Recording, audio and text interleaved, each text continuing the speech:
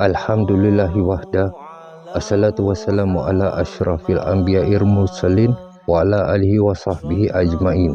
Assalamualaikum warahmatullahi wabarakatuh. Hari ini alhamdulillah panas. Hari ini topik I want to share about takdir dan penceraian. Why I bring up this topic hari ini, because ada posting beberapa hari kemarin, posting tentang satu lawyer kat Singapore, which I think banyak orang disagree lah dengan dia, and especially yang banyak orang disagree ni sebenarnya orang-orang kaum Adam, orang lelaki. And I do agree with orang-orang yang tak agree dengan lawyer ni, because I don't want to judge him.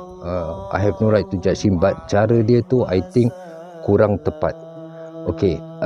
Di sini I want to share why I agree with those people. Bukan kerana I lelaki dan I support lelaki, bukan kerana tu.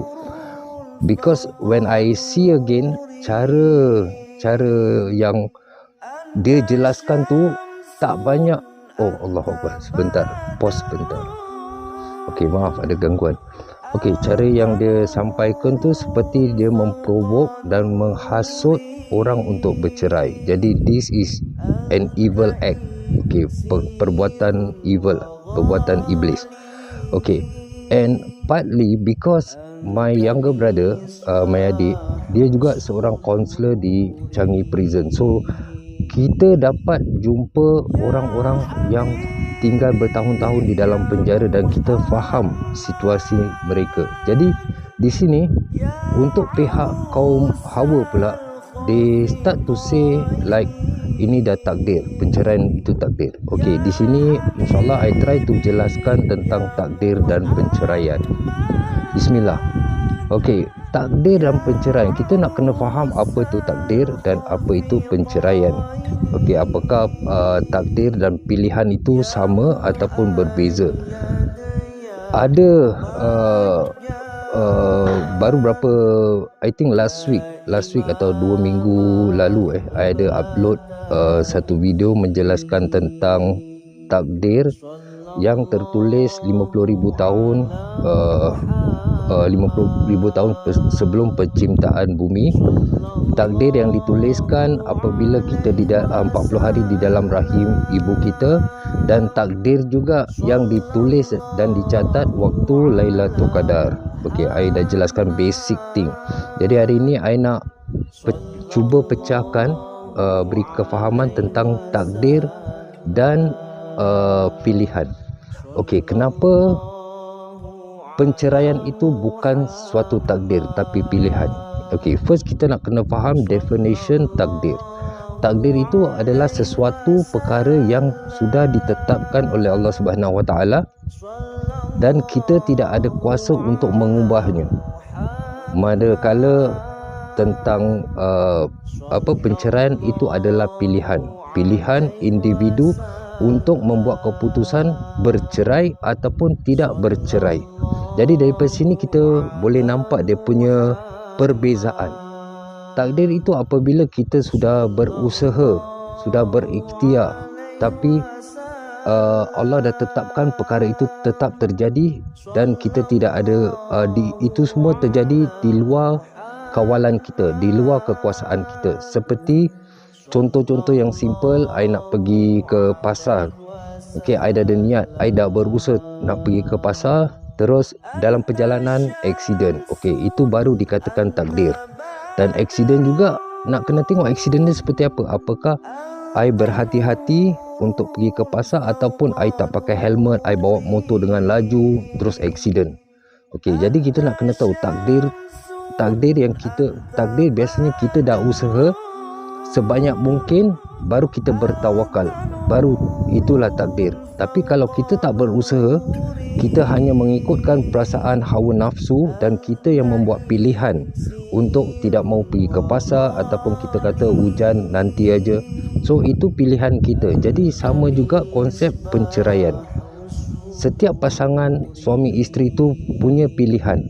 Jadi dia punya pilihan kalau isteri dia punya pilihan untuk meminta cerai atau diceraikan, sama juga dengan kaum adab, para suami. Dia juga boleh membuat satu pilihan untuk menceraikan isteri dia atau tidak menceraikan. Okey, di sini terjadi kebanyakan konflik daripada rumah tangga yang about miscommunication ataupun mungkin tingkah laku suami atau tingkah laku isteri, dan banyak lagi reason-reason yang menyebabkan orang itu membuat pilihan bercerai. Tapi itu again bukan suatu takdir, tapi itu adalah pilihan. Okey, kerana daripada awal kita harus tahu tentang pernikahan ini daripada awal sebelum kita menikah.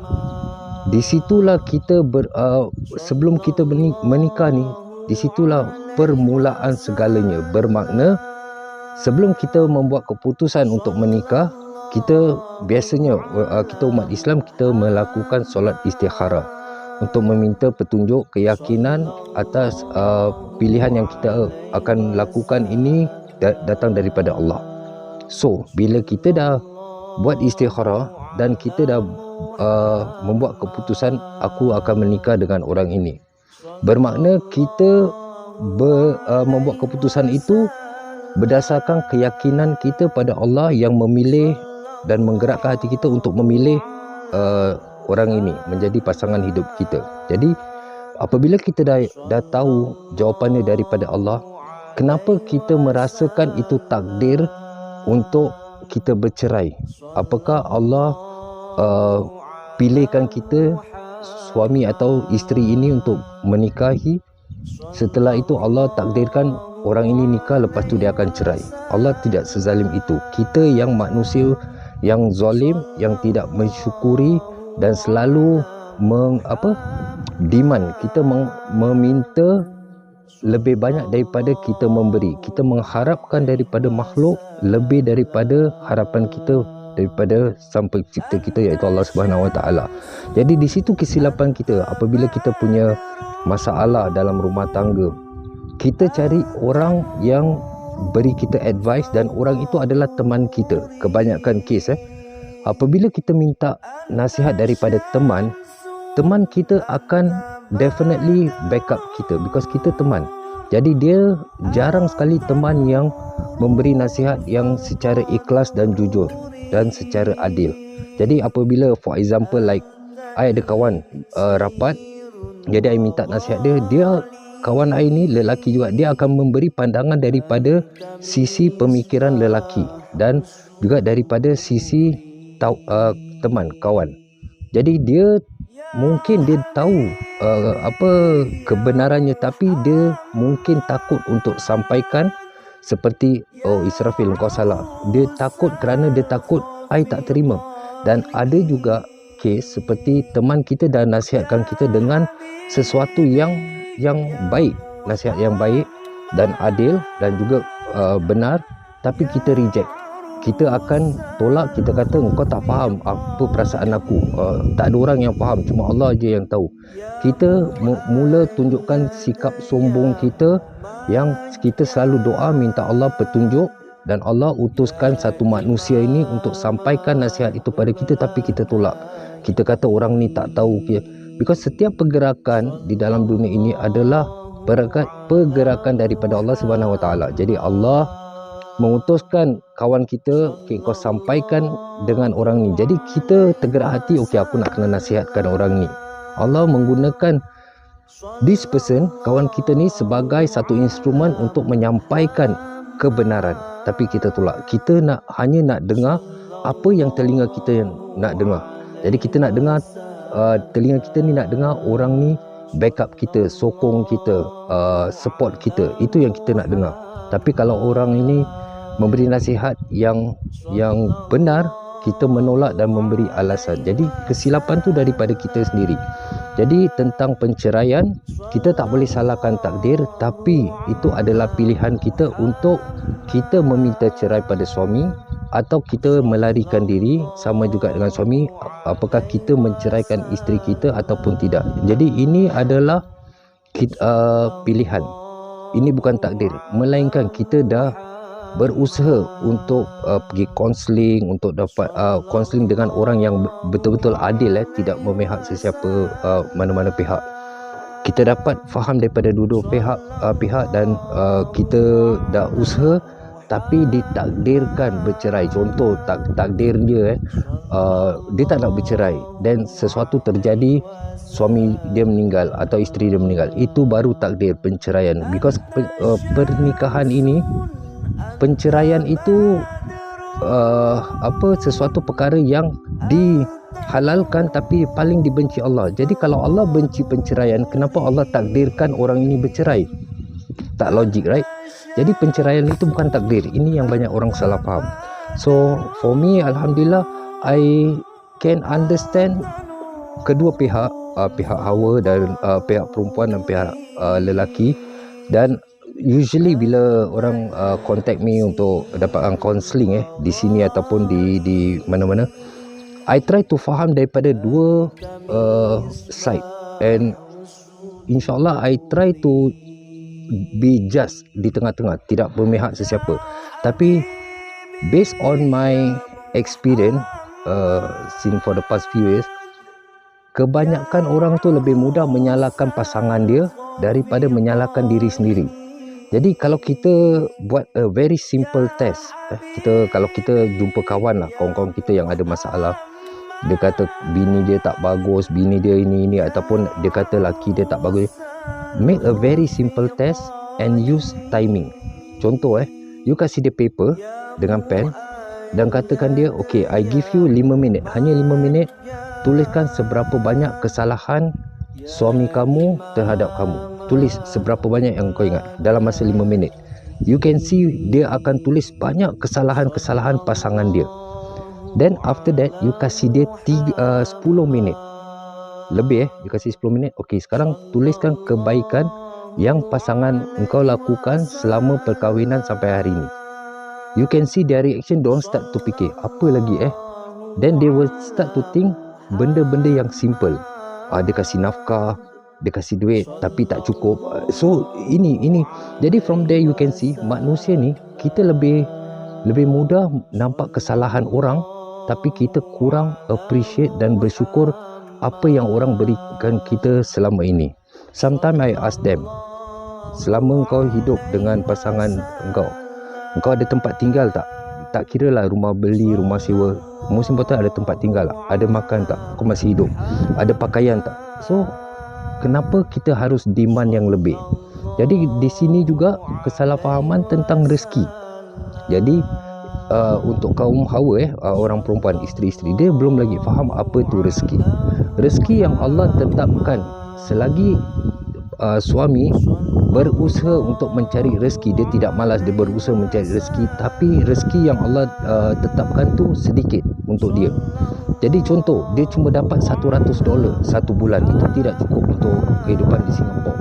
So tapi kita kena tahu yang itulah rezeki yang Allah tetapkan. Jadi selagi rezeki itu cukup untuk isteri, untuk makan, perlindungan, selagi cukup, excluding sekolah semuanya, because dalam Islam tak ada tentang bayar sekolah, yang Islam tuntut tentang perlindungan, shelter, pakaian dan makanan.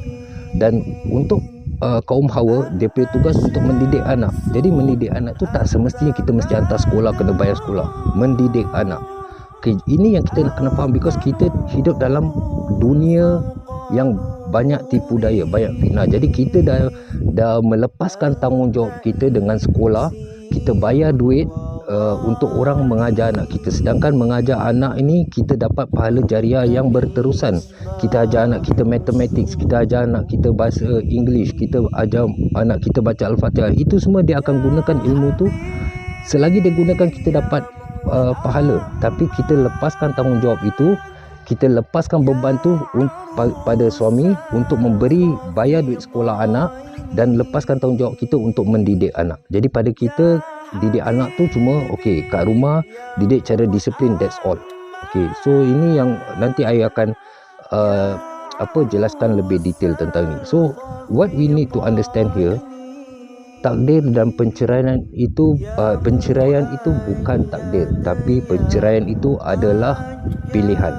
Jadi apabila kita nak buat pilihan, kalau kita memilih jalan yang singkat, then kita akan pilih jalan penceraian. Dan ingat, penceraian itu bukan ending, bukan akhirnya masalah, tapi penceraian adalah permulaan segala masalah ke depan. Daripada penceraian itu, lagi-lagi orang yang ada anak, after penceraian, benda ni tak akan habis. Dua-dua pihak tuntut anak, nak jumpa anak, ada yang tuntut nafkah, ada yang gibah, ceritakan keburukan pasangan dia dulu apa. Jadi bila seseorang tu bercerai, dia melakukan lebih banyak dosa daripada dia bertahan bersama suami dia atau bersama isteri dia. So take note, you have to think very wisely. When you all nak menikah, you all lakukan solat istikharah. Kenapa when you all nak buat keputusan untuk bercerai tidak melakukan istikharah, minta petunjuk kepada Allah? Kenapa you all gunakan nafsu? So di situ kesilapannya. I hope this video mendapat manfaat bagi kita semua, memperingatkan myself and semua orang. Semoga Allah permudahkan segala urusan kita dan semoga Allah menambahkan ilmu agama untuk bekalan kita di akhirat, insyaAllah. Assalamualaikum warahmatullahi wabarakatuh.